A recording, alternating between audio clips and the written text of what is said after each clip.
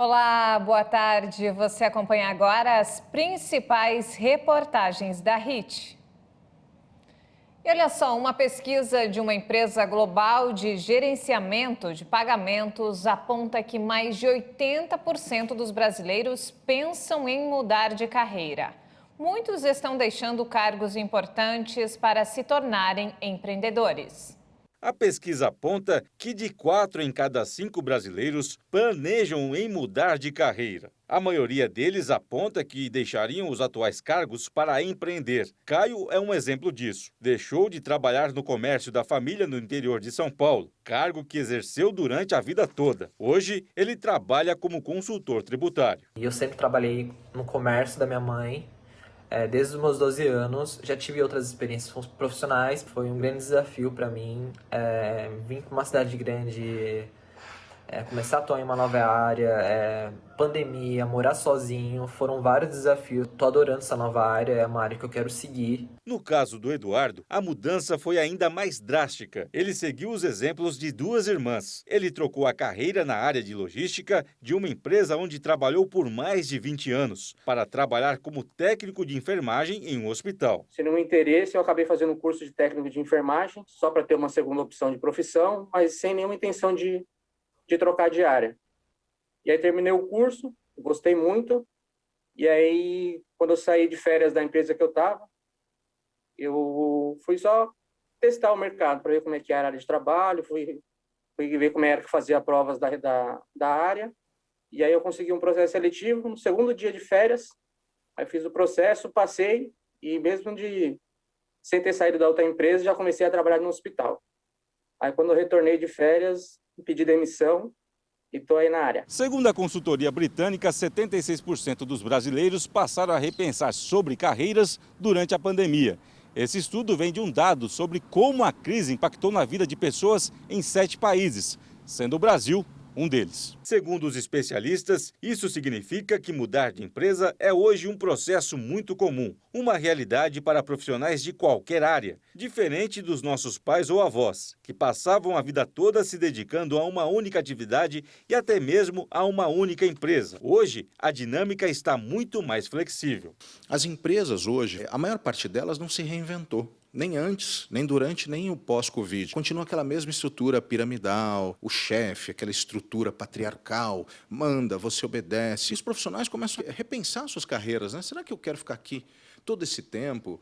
Eu enxergo, não vou aprender, vou empreender, vou ganhar o meu próprio dinheiro. Isso é bom. Um país que cresce é um país que tem um empreendedorismo, mas também tem um intraempreendedorismo. Quem quer ficar na empresa também pode ajudar muito ela a crescer e ele, por consequência, ou ela, crescer junto com a empresa. Ainda de acordo com o especialista, o sonho de muita gente é empreender e ser dono do próprio negócio, mas nem todos têm o perfil de empreendedor. Quando você vira empresário, as pessoas também precisam saber que é necessário abrir mão de tempo, muitas horas de sono, investir no conhecimento o tempo todo, aprender, tomar decisões. Quando você vira empresário, você ganha um sócio à força chamado governo, que fica com 20, 25, 30% do faturamento, que isso chama pagamento de imposto. Então, a vida de empresário é uma vida sofrida. E para ter estômago para tudo isso, o empresário tem que aceitar abrir mão, muitas vezes, de toda aquela fantasia de que vai ter sucesso a qualquer custo em curto espaço de tempo. Desafio que foi vencido por Eduardo. E quando perguntamos se o risco valeu a pena, olha aí a resposta. Tá bacana a área. Além de agora de curso técnico, estou formado, estou dando um próximo passo. Vou ser enfermeiro, graduado, e tem bastante campo aí a área da enfermagem, várias especialidades, né? O presidente Jair Bolsonaro sancionou a lei que modifica regras sobre alienação parental. A mudança tem origem em um projeto de lei aprovado pelo Senado em abril. A maior violência para uma criança é tirar ela da mãe. A ligação que a mãe tem com o filho é muito forte.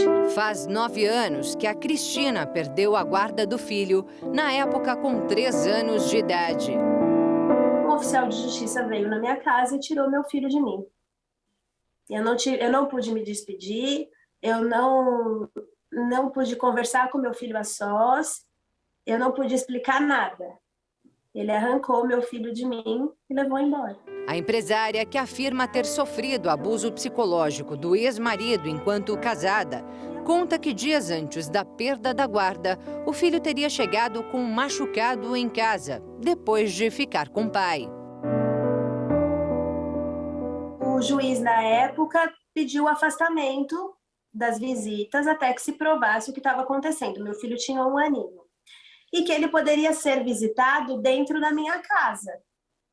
Isso nunca aconteceu. Meu ex-marido nunca veio visitar meu filho em casa. Em contrapartida, ele montou provas alegando que eu não deixava ele visitar o meu filho. Segundo Cristina, o homem fez 74 boletins de ocorrência contra ela, alegando ter sido proibido de visitar a criança. E então, conseguiu reverter a guarda. Ele entrou com um processo de alienação parental, alegando que ele não via meu filho há 6 meses. A alienação parental ocorre quando o pai ou a mãe age para colocar o filho contra o outro genitor. A alienação parental, ela não é considerada um crime, ela é considerada um ato antijurídico, perfeito? Então, ela é considerada um ilícito, um abuso de direito, correto? Então, ele é um ilícito civil, um abuso de direito. Lógico que em determinadas situações, por exemplo, numa alienação parental em que há uma falsa acusação de abuso, isso sim se torna um ilícito, um crime, efetivamente, né, punido dentro da legislação penal. Entre as medidas aplicadas pelo juiz em caso de alienação parental, estão a ampliação do regime de convivência familiar com o genitor alienado, a alteração da guarda para compartilhada ou até a inversão da guarda e a advertência ou multa ao alienador. Já a suspensão da autoridade parental a quem praticou a alienação, que também estava prevista em lei, agora, com a nova norma sancionada, não pode mais ser empregada. Então, é uma situação muito grave, uma suspensão do poder familiar ou até mesmo a perda do poder familiar, que ela acontece em casos muito graves, de uma violência, né, de uma situação real de abuso. Outra mudança diz respeito às convivências familiares assistidas, aplicadas em situações de risco. Portanto, ela determina que seja criado um ambiente para que aquela criança possa conviver, portanto, com aquele genitor eventualmente afastado, né? Também qualifica a rede de proteção, então é mais um instrumento de proteção à criança. Além disso, agora as perícias psicológicas ou biopsicossociais deverão ocorrer ao menos em 2 momentos, para um acompanhamento mais aprofundado da evolução da convivência. E os processos devem ganhar celeridade. Processos que estão na dependência da realização de laudos há mais de 6 meses, para que eles sejam imediatamente realizados, ou seja, dá um prazo de 3 meses para que seja realizado, para dar efetividade, portanto, a isso. O depoimento especial, que é a oitiva da criança, também sofreu alteração. Isso é importante entender. A criança vai ser ouvida através de um estudo psicossocial, de um laudo pericial ou através de um depoimento especial. Portanto, a escuta da criança, ela vai ser com base na Lei 12.318, tá? Que trata do sistema de garantias à proteção à criança. Segundo a advogada, a nova lei chega para garantir a ampla defesa de todas as partes e, acima de tudo, a proteção integral da criança. Com o intuito, inclusive, de minimizar os efeitos causados pela alienação parental na saúde mental da criança. Porque a quebra de vínculo para a criança é muito ruim, porque ela fica sem uma parte da família dela, ou sem o contato com a mãe, sem o contato com o pai, e que no desenvolvimento da criança ou do adolescente é muito importante. Então, ela precisa ter esse vínculo com os 2 lados da família, saber como é ser criado pelas 2 pessoas, porque você foi um casal, você se separou e você continua tendo um filho. Então, ele precisa ser criado pelas 2 pessoas, embora você não seja mais um casal. Então, aí entra o psicólogo, tanto o psicólogo forense quanto um psicólogo particular, para ajudar nessa criação, ajudar esse pai, essa mãe, a melhor forma de criar, com o menor dano possível, de uma forma mais saudável, essa criança, esse adulto, esse filho. São reflexos psicológicos que também afetam pais e mães como a Cristina, que diz não acreditar que as alterações na lei possam devolver a ela o que define como sua maior perda.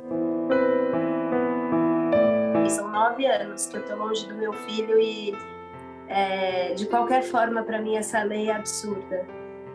Ela tirou completamente a minha chance de me defender e de provar que o abuso psicológico que eu sempre sofri, ser acusada de alienação parental era só mais um abuso psicológico que eu estava sofrendo. Só que como é que você explica isso para uma criança?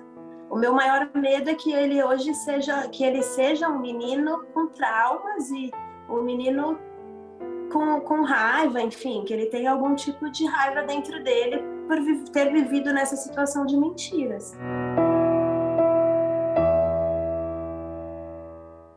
Mais de 70% das mulheres com filhos têm dificuldades de se recolocar no mercado de trabalho.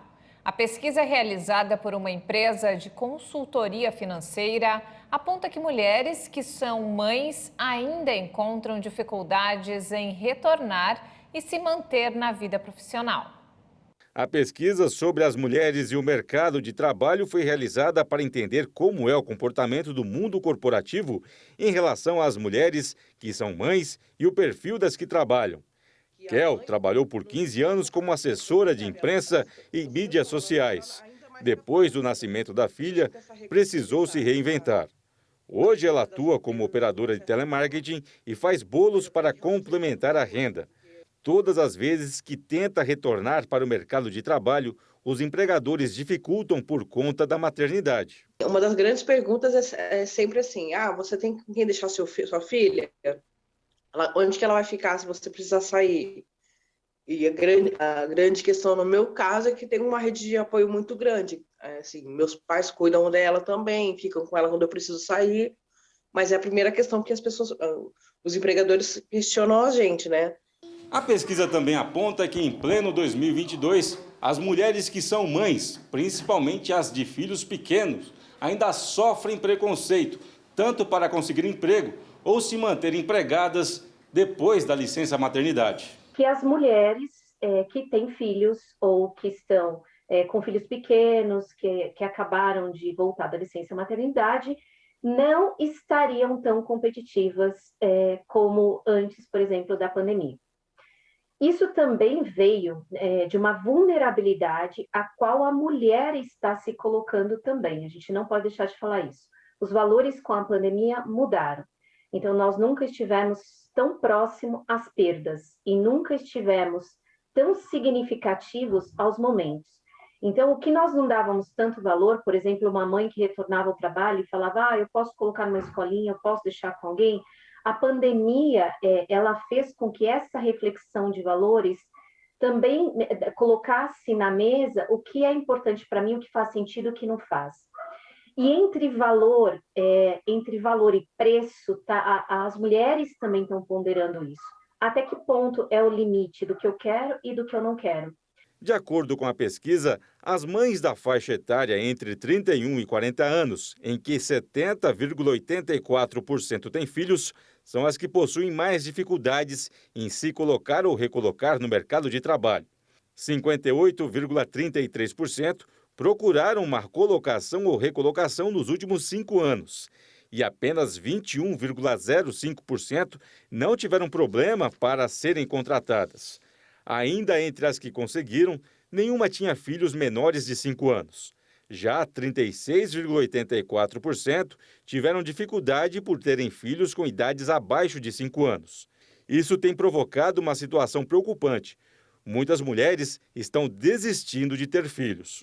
Muito das mulheres, hoje, se pegar o maior público feminino, uma pesquisa recente que teve, mais de 40% das mulheres retratam que não querem ser mães, que não pretendem exercer a maternidade. Isso é muito grande, né? E aí, aqui a gente tem que pensar, será que essa opressão cultural, será que tudo isso que vem arraigado está distanciando? Pensando nesses problemas, um grupo de mães de São Paulo criou um espaço dedicado a atender mulheres que precisam trabalhar e, ao mesmo tempo, se dedicar aos filhos. Aqui, profissionais de todas as áreas podem alugar um espaço para trabalhar numa espécie de home office. Então, elas criaram o Materlap como rede de apoio, como rede de segurança, para que as mães pudessem dar conta do home office, enquanto também as crianças estão no mesmo espaço, sendo cuidadas e olhadas por pedagogas. E no mesmo espaço ficam as mães, ficam as crianças, e todo mundo trabalha, todo mundo dá conta de tudo, porque no home office não dava, né? E quando a gente vira mãe, a gente se cerca de mães. Então, a necessidade delas, elas perceberam que outras mães também tinham a necessidade de trabalhar e cuidar da criança em home office. E que aí as coisas não acontecem, né? Você não consegue dar muita conta das duas coisas. Então, por isso o Materlap, para ser uma rede de apoio dessas mães que estão em home office e precisam de um lugar e de um espaço com segurança para os filhos também. Para a Zena, que é esteticista, o espaço foi uma mão na roda. Ela é libanesa e não tem parentes no Brasil. Atender as clientes e cuidar dos filhos pequenos em casa era bem complicado. Eu sozinha aqui, porque eu libanesa, não tenho uma família aqui, só eu com meu marido. Ninguém ajuda, sabe, como um apartamento. Não tenho confiança como outra pessoa para chamar eles para minha casa, fica, cuidar da minha criança.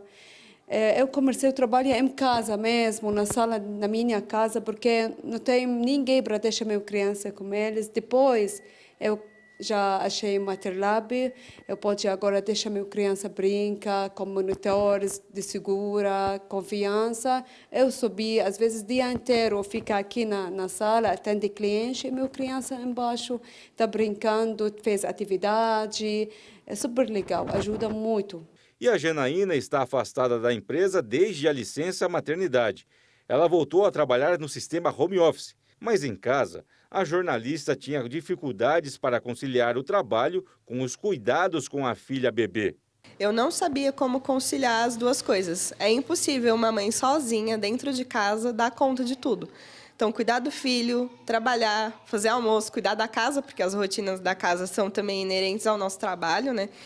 Então, quando eu descobri o Materlap, eu fiquei muito feliz. Eu achei a ideia das meninas inovadora, porque eu acho que elas viram na dor delas, que elas também são mães, né, de poder levar isso e ajudar outras mulheres. Então, agregar, né, você conseguir trabalhar tranquilo e ter o seu filho brincando, em segurança também. Então, isso é muito legal. E olha só que bacana, cientistas descobriram uma molécula que destrói as células do câncer de mama mais agressivo. O estudo, publicado recentemente por uma revista internacional especializada, contou com a participação de pesquisadores brasileiros. De lenço na cabeça, maquiagem, sorriso no rosto, eu lutei contra o câncer e venci. É assim que a Adriana Félix ganha vida, inspirando mulheres mundo afora.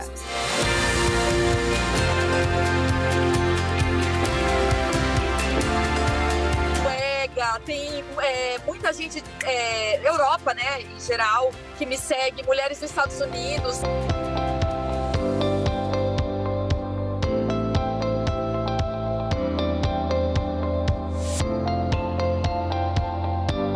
A carreira de influenciadora digital começou em 2011 com o blog Se Arruma Menina. Como diz o nome, o principal assunto do canal era a beleza exterior. Isso até 2017, quando Adriana foi diagnosticada com câncer de mama. E aí, quando eu me vi sem todo a minha aparência física, cabelo, cílios, sobrancelha, mudança total de aparência por conta do tratamento, eu comecei a falar o que tinha a Adriana aqui por dentro. Então, era o se arrumar primeiro por dentro, porque eu não conseguia me enxergar como a Adriana de antes, né? Eu estava descaracterizada. E aí eu falei assim, a autoestima não é o que você coloca por fora, é como você está aqui. E aí eu comecei a falar, não, é só uma fase e eu vou trabalhar essa Adriana. Foi aí que a influencer ganhou ainda mais seguidores. Hoje, 5 anos depois da descoberta do tumor, Adriana ainda faz acompanhamento clínico, mas... Eu falo que eu estou curada e eu creio que eu estou curada, com certeza. Apesar da gratidão, Adriana lamenta pela vida de mulheres que, ao contrário dela, perderam essa guerra. Fazia um mês que eu perdi uma grande amiga, que foi diagnosticada na época com triplo negativo, e ela com 36 anos, faleceu, deixou filho. Mas um novo tratamento pode dar esperança a pacientes do mesmo tipo de tumor que acometeu a Adriana, até então com um prognóstico menos promissor e poucas terapias eficazes. Pesquisadores identificaram uma molécula com potencial para combater tumores de mama do tipo triplo negativo, que é uma das variações mais agressivas do câncer de mama e que responde por aproximadamente 15% dos diagnósticos feitos no país. Esse estudo, procurou encontrar novas moléculas que melhorem as células de câncer de mama do tipo triplo negativo.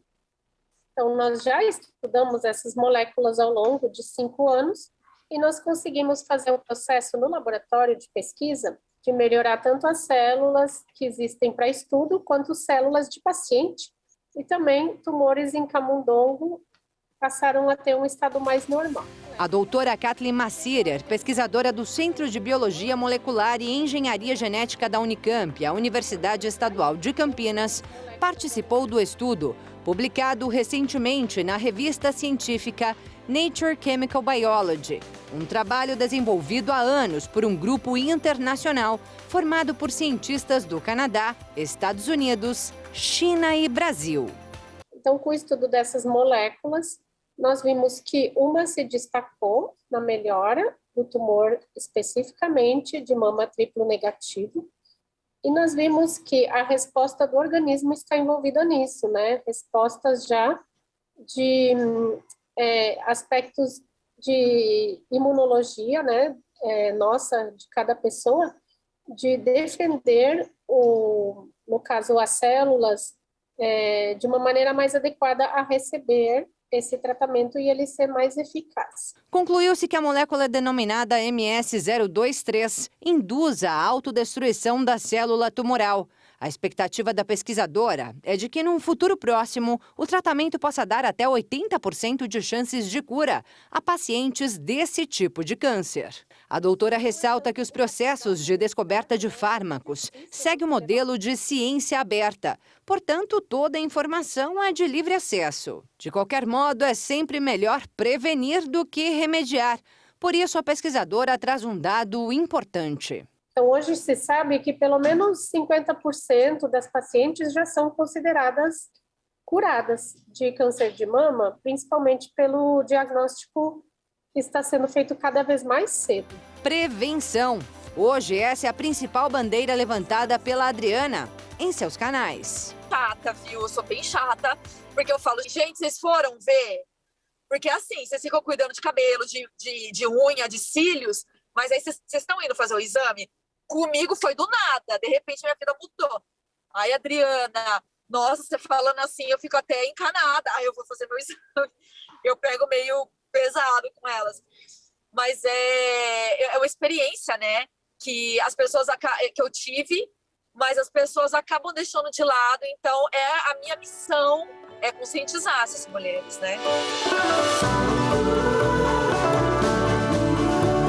Enquanto segue na missão, ela agradece à ciência pela nova descoberta. A gente está falando de esperança e a gente não pode perder a esperança. Então, eu fico muito feliz e é isso. Muito feliz.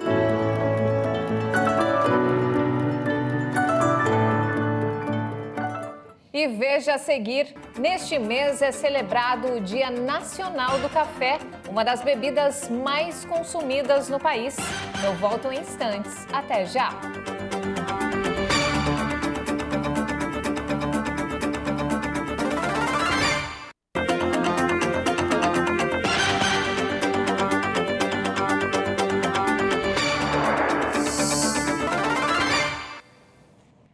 Homeschooling, que é o projeto de educação domiciliar, foi aprovado na Câmara depois de meses de disputa.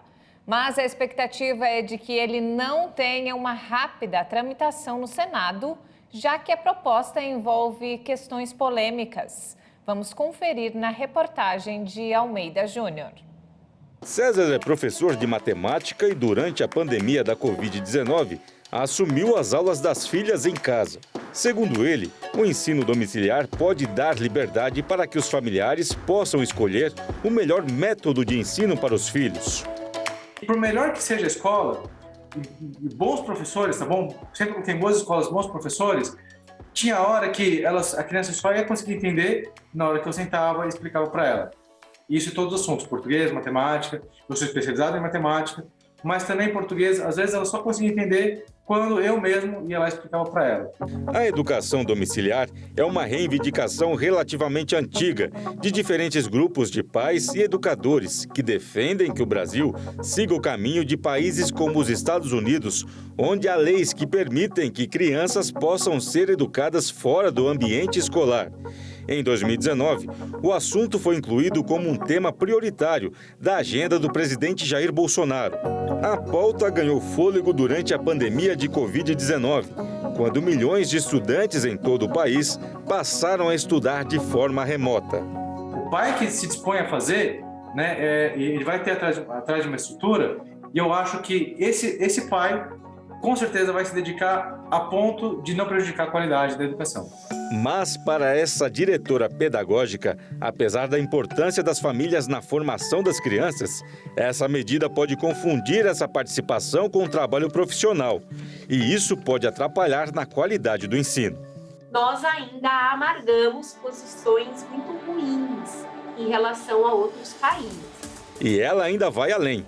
Caso essa medida seja aprovada, o profissional de educação pode ser ainda mais desvalorizado no Brasil.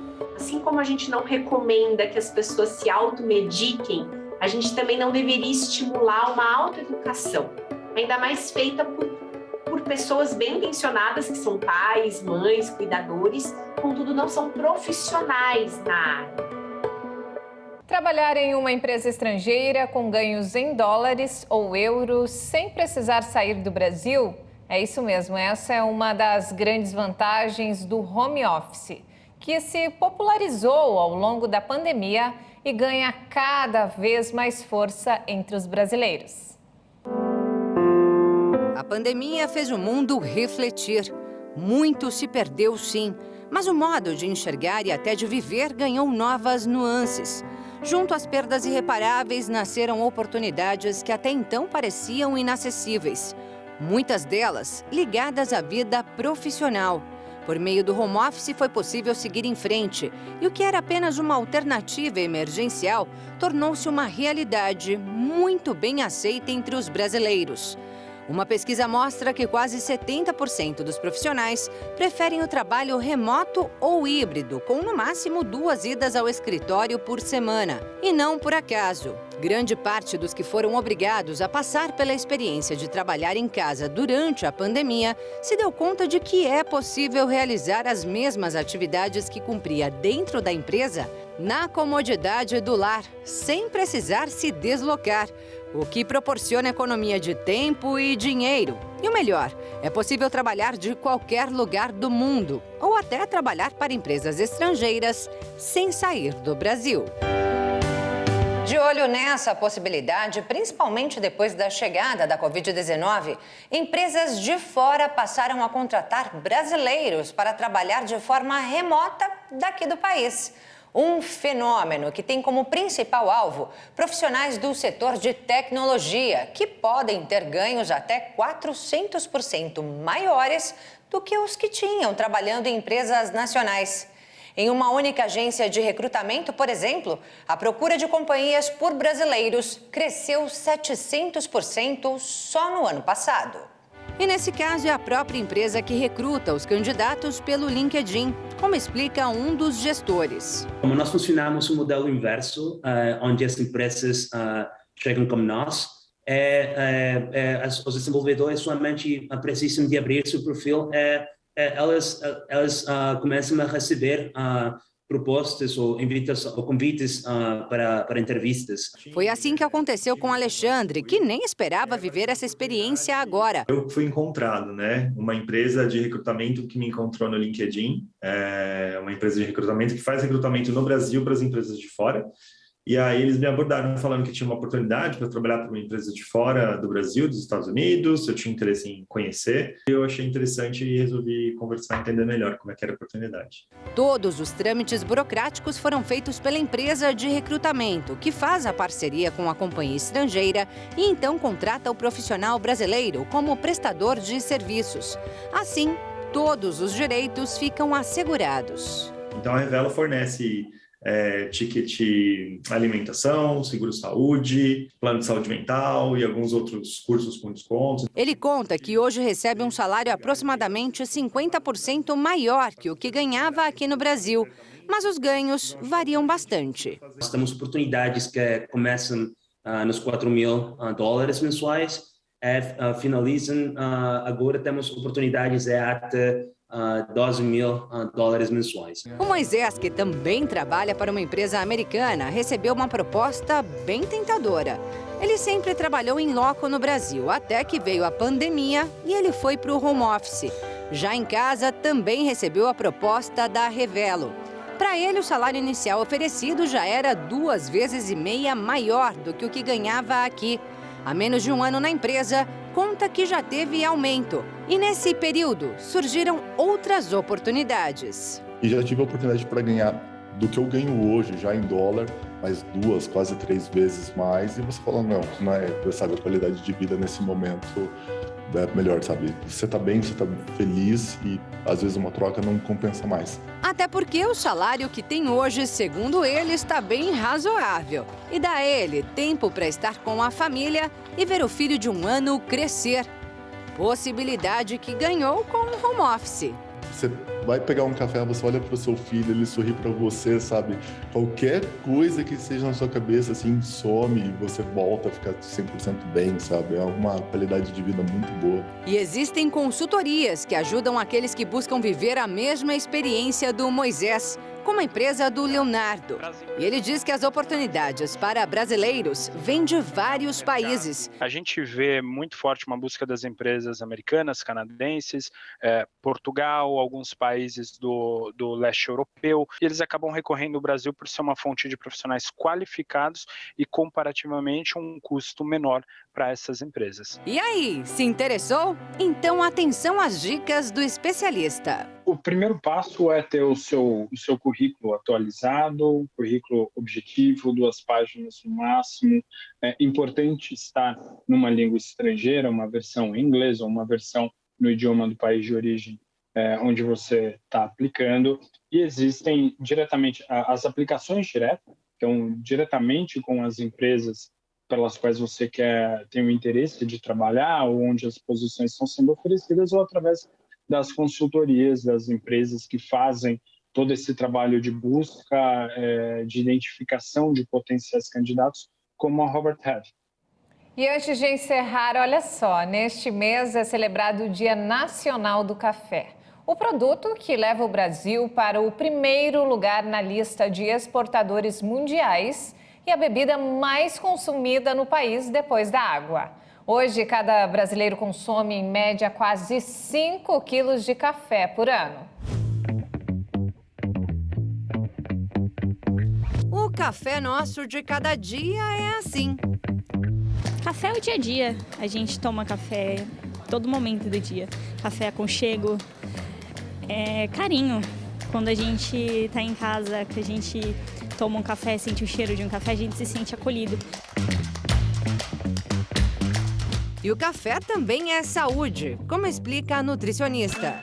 Nos ajuda no emagrecimento, melhora o desempenho físico e mental, né? A gente já tem testes aí, até em atletas que melhoram o seu desempenho, atletas e reais seres mortais como nós, assim, que fazem academia todos os dias, ou então que fazem exercícios físicos, né? Mas isso melhora muito o desempenho, porque também ativa o metabolismo e faz com que a gente tenha um pouco mais de disposição. É mais disposição para malhar e para pensar.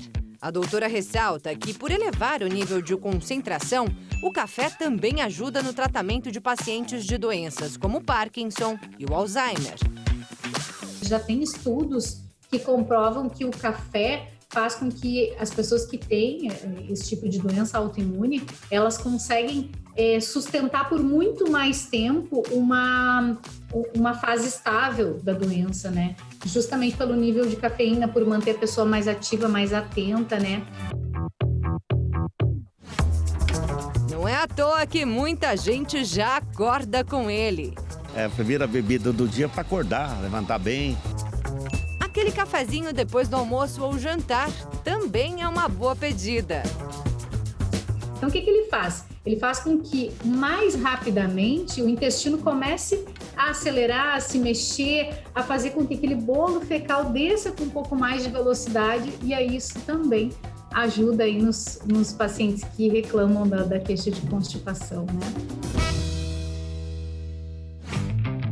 E você sabia que o café também é anti-inflamatório? Ele tem um efeito anti-inflamatório devido também à cafeína presente e os polifenóis. O café é muito rico em polifenóis, que é um poderoso anti-inflamatório natural que a gente produz e também consegue consumir aí através de alguns alimentos, e o café é um deles, né? Coado, expresso, carioca, americano, cappuccino, personalizado. Quando o assunto é café, são várias as possibilidades. Agora imagine um café que é literalmente a sua cara. Bem, esse aqui é o meu. A tecnologia está nesta cafeteria localizada na Liberdade, em São Paulo. É aquela máquina de impressão 3D que imprime a imagem feita com extrato de café. O extrato de café que ele é pulverizado na camada ou do chantilly ou da própria crema. Então é um produto totalmente consumível, totalmente seguro, né? Não utilizamos nenhum tipo de corantes e nem corantes artificiais. E é rápido ou demora? Nossa, é coisa de 5 segundos. Né? Tem o preparo da bebida e aí 5 segundos para fazer a impressão da foto. A novidade tornou o café ainda mais especial. E é muito interessante que nós tivemos até pedido de casamento aqui, né?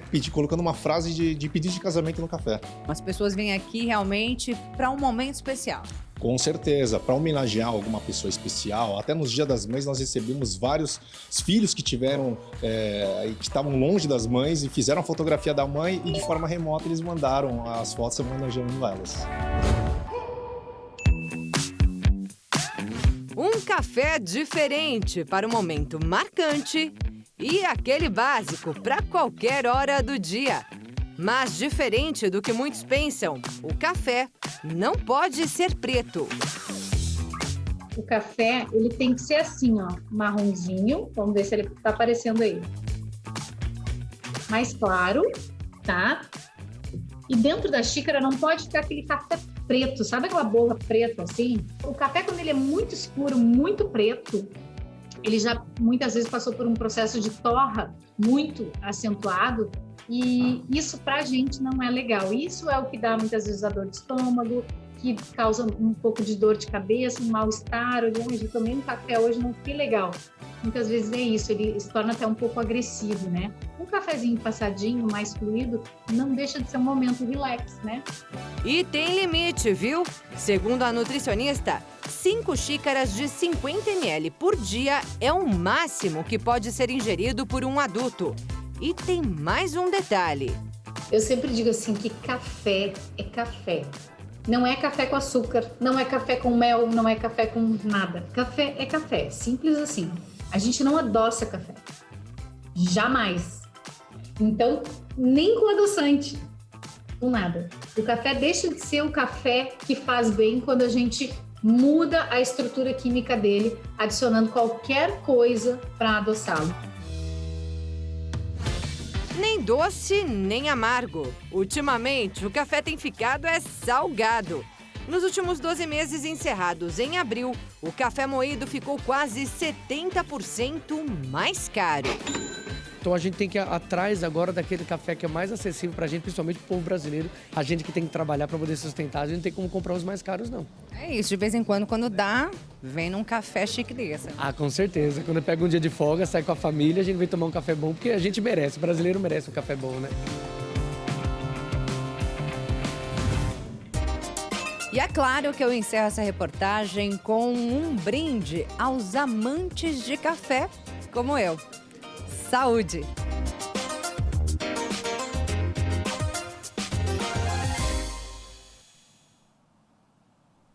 E não temos mais tempo, essa edição fica por aqui. Mais informações ao longo da nossa programação. E se quiser rever as nossas reportagens, acesse o canal Hit Notícias no YouTube. Um excelente domingo para você e obrigado pela companhia.